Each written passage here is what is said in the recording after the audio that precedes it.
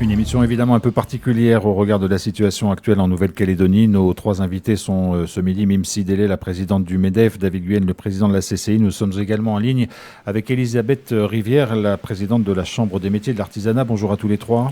Bonjour. Bonjour. Merci d'avoir accepté notre invitation pour faire un point en l'état des connaissances actuelles évidemment de la situation et des conséquences économiques que vont engendrer nécessairement, graves conséquences même, que vont engendrer nécessairement ces exactions. Alors vous sortez, en ce qui vous concerne, Mim Sidélé et David Guyenne, d'une cellule de crise au gouvernement. De quoi s'agit-il exactement? Quelles sont les personnes qui sont conviées et quel est le but de cette cellule de crise?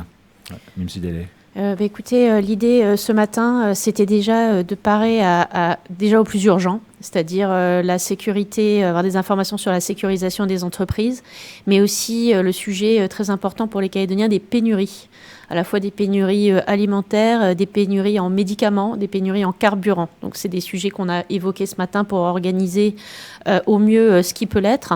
Et le deuxième sujet dont la CCI va plus précisément s'occuper, évidemment, c'est l'indemnisation et les assurances, c'est la suite et les conséquences de cette catastrophe. Alors on va en parler de cette question des assurances, mais avant cela, peut-être, je sais bien qu'il est difficile de faire un point précis de dégâts qui sont occasionnés, mais on est vraiment dans une situation particulièrement grave, David Guyenne.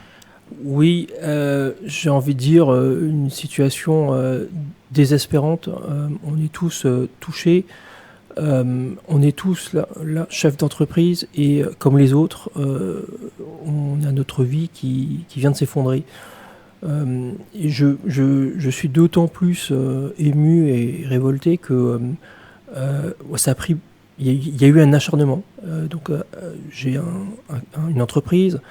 Avant-hier, ils avaient commencé, donc ces voyous, ces jeunes avaient commencé à incendier une partie de l'entreprise. Aujourd'hui, ils sont venus s'acharner et brûler le reste.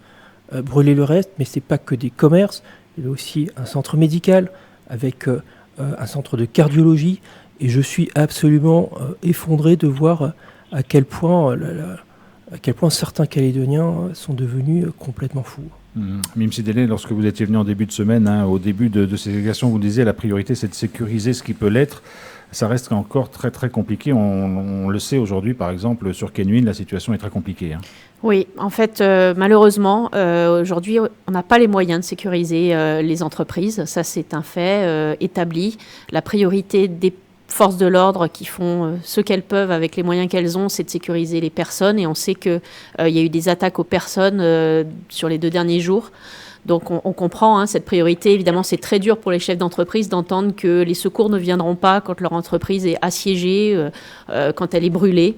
Aujourd'hui, il y a un dialogue qui essaie de s'instaurer entre des chefs d'entreprise, des riverains et les bandes qui les attaquent pour essayer d'expliquer les situations désespérées dans lesquelles on est. Donc on appelle encore la responsabilité, ne brûlez pas.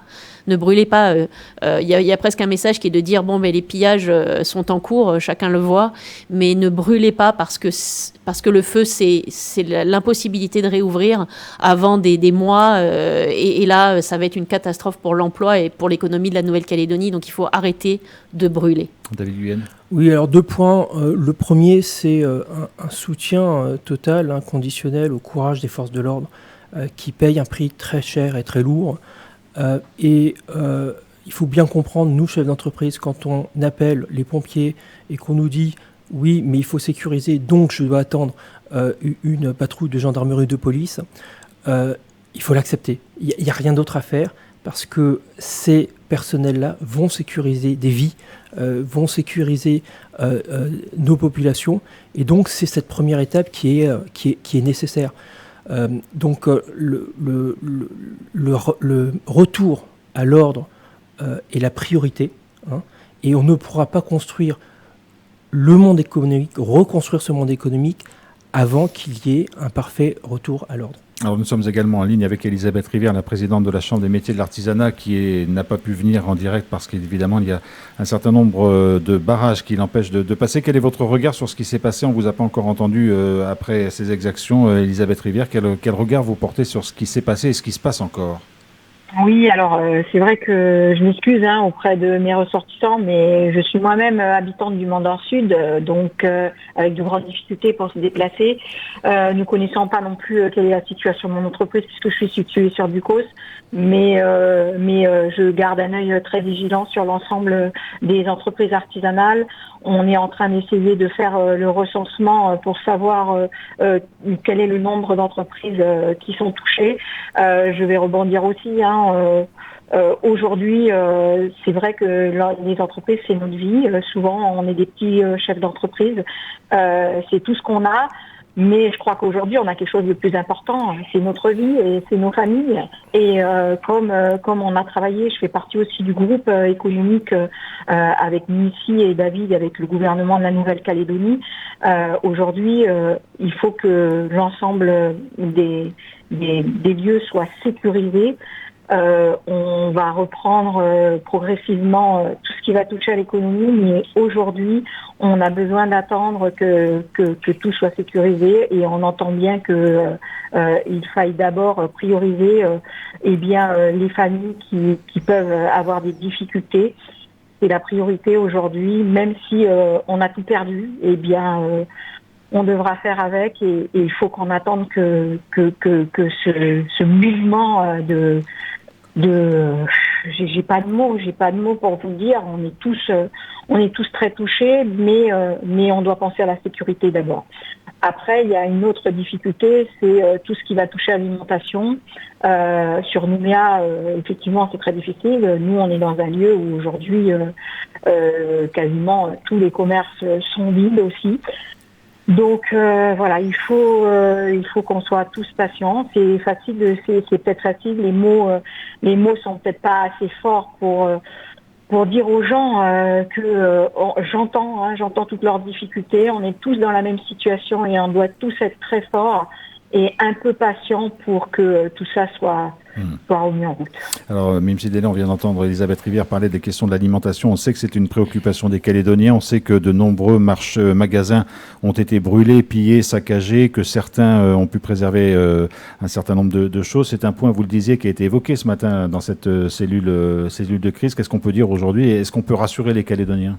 Alors, déjà leur dire que, effectivement, l'agglomération de Nouméa vient de perdre une grande partie de son réseau de distribution alimentaire et que ça mettra des mois à être reconstruit. Nous, on appelle les Calédoniens à la responsabilité. Il y a des commerces qui souhaitent aujourd'hui ouvrir leurs portes, mais qui ne le font pas par peur, en fait, des pillages. Nous, on sait qu'aujourd'hui, les forces de l'ordre n'ont pas la capacité de protéger ces commerces. Donc moi, je les appelle à discuter avec les riverains, que les riverains s'organisent pour eux-mêmes sécuriser et filtrer l'accès aux points de vente, parce qu'il faut aider les commerçants à ouvrir. Donc pour ça, il faudrait que des personnes responsables prennent contact avec les points de vente et leur proposent leur aide, tout simplement, pour essayer de canaliser les flux de personnes. Il faut véritablement que les civils aident. Moi, je veux faire un point sur l'aide des civils. Depuis 3 jours, on voit, et je veux vraiment les remercier, que des groupes de civils s'organisent à la fois pour défendre les quartiers, mais aussi les entreprises. On a des exemples où les civils ont éteint des départs de feu, ont protégé des entreprises, ont mené des négociations avec les pilleurs. Aujourd'hui, la population de la Nouvelle-Calédonie, elle est formidable. Il faut se responsabiliser, il faut que ceux qui sont capables de le faire proposent leur aide, et notamment aux commerçants, pour sécuriser l'accès, parce que les commerçants sont prêts à ouvrir, mais aujourd'hui, la plupart d'entre eux, et on le comprend, ont peur. Donc, on a besoin de l'aide des Calédoniens dans tous les quartiers. David Guyenne. Oui, alors, en parallèle de ces sujets d'urgence, le monde économique s'est réuni pour 2 choses. Le soutien immédiat auprès des chefs d'entreprise, donc le 05 03 03, je le rappelle, pour toute question de quelque ordre que ce soit, mais aussi pour la cellule psychologique. Je rappelle qu'il y a l'APESA qui est soutenue par l'ensemble du monde économique et la détresse psychologique des chefs d'entreprise est profonde. Ça, c'est le premier sujet. Et l'autre sujet, donc Mimsi en a parlé, sur la réorganisation de la logistique et de l'alimentation des Calédoniens. Et nous travaillons aussi sur l'après, déjà, parce que c'est notre rôle. On va aussi, on commence déjà à réunir un certain nombre de dispositifs pour aider les chefs d'entreprise à l'après. Alors justement, l'après, parlons-en, même si on ne sait pas quand est-ce qu'il va commencer, si ce n'est qu'on espère qu'il commence le plus vite possible. Bien évidemment, vous avez parlé les uns et les autres, pardon, de construction, voire de reconstruction. Alors il y a d'abord la construction et la reconstruction physique des entreprises détruites, mais il y a aussi la construction et la reconstruction d'une économie qui va être très très lourdement impactée. Comment vous envisagez les choses, Mim Sidele ? Écoutez, l'idée, c'est véritablement déjà de définir les possibilités d'indemnisation des entrepreneurs qui ont tout perdu, parce que à la base, on a des unités tout simplement des entreprises qui sont détruites. Il n'y a plus rien, il n'y a plus de poste de commandement, il n'y a plus d'ordinateur, il n'y a plus d'informatique. Il n'y a plus de stock, il n'y a plus de stock. Rien, quoi. Donc on doit, pour celles qui ont été détruites, reconstruire. Pour celles qui sont encore debout, organiser leur sécurisation, à savoir comment est-ce qu'on peut acheminer le personnel de façon sécurisée sur leur lieu de travail, comment est-ce qu'on peut acheminer des stocks dans l'entreprise pour permettre une reprise de fonctionnement. Donc ça, c'est l'urgence des tout prochains jours pour éviter les pénuries. On évoquait les pharmacies, on évoquait les besoins vitaux. Tout le réseau de pharmacies a été aussi touché. Il y a des pharmacies qui ont été détruites. On a le grossiste en pharmacie, un des 2 grossistes du territoire qui a été détruit. Donc aujourd'hui, on va devoir gérer une pénurie en médicaments et donc il va falloir très rapidement trouver des solutions.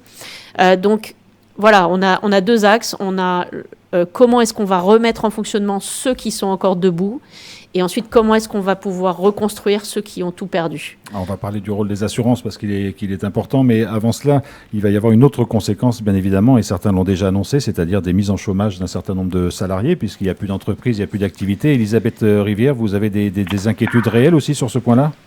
Bien sûr, même si dans l'artisanat, il y a une bonne partie de nos entreprises qui sont tenues que par des chefs d'entreprise, on a une autre partie qui ont des salariés, entre 10 et 15 salariés, et quand ces entreprises ont disparu, et ben forcément, il va falloir les mettre le personnel au chômage. Mais pas que, parce que on sait que il y a des commerces qui peut-être n'ont pas été détruits et qui ne sont pas vitaux aujourd'hui. Ces entreprises-là ne pourront pas fonctionner et il faudra bien mettre aussi ces personnes au chômage.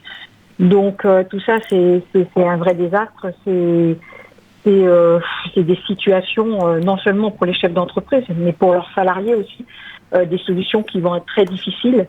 On parle du soutien psychologique des chefs d'entreprise, mais tous ces gens qui aujourd'hui n'auront plus de travail demain, comment on les accompagnera aussi. 1000 emplois détruits, disait-on au tout début, Mim Sidele. Évidemment, là, on va être très largement au-delà de personnes au chômage. Mais vous savez, il y a à peine une semaine, on se posait encore la question de comment indemniser les chômeurs du secteur métallurgique. On ne savait déjà pas comment on allait prendre en charge les chômeurs des sous-traitants et des usines métallurgiques. Cette semaine, on vient d'ajouter à peu près plus de 1000 personnes, entre 1000 et 2000 personnes potentiellement au chômage. Je veux être très claire avec les gens qui brûlent et qui pillent ces entreprises. Les salariés de ces entreprises, parce que vous touchez un chef d'entreprise, bien sûr, mais vous touchez aussi tous les salariés de ces entreprises qui font peut-être partie de vos amis, de votre famille. Et le chômage en Nouvelle-Calédonie, déjà, on n'a pas les moyens de le payer, mais en plus, notre système de chômage, il n'est pas très favorable. On va dire les choses comme elles sont. On fait avec les moyens du bord, c'est-à-dire qu'en Nouvelle-Calédonie, un chômeur, il est indemnisé pendant une durée limitée, et il est indemnisé aussi sur une partie très limitée de son salaire. Donc ça veut dire que vous allez, et là je m'adresse à eux, mettre dans la détresse des familles entières dont la Nouvelle-Calédonie n'a pas la possibilité, que la Nouvelle-Calédonie n'a tout simplement pas la possibilité d'accompagner. Nous, on a très très peur de la situation sociale. On ne sait pas ce qu'on va pouvoir dire à ces salariés. On ne savait déjà pas comment répondre aux besoins de la métallurgie. Et là, eh bien, c'est tout le secteur du commerce et de la santé et un grand nombre de familles qui viennent d'être touchées. Pardon, je suis très émue en parlant de ça parce que, sincèrement, on est impuissant et on n'a pas de solution. Donc là, demain, en effet, on va se retrouver face à nos salariés, obligés de leur dire que on n'a pas de solution. David Guyenne, vous évoquez la destruction de votre activité économique. Vous-même, vous avez des salariés. Vous avez déjà réfléchi, vous allez leur dire quoi? Alors, effectivement, c'est parce qu'on vit les choses qu'on peut déjà commencer à travailler sur ces sujets. Alors moi, personnellement,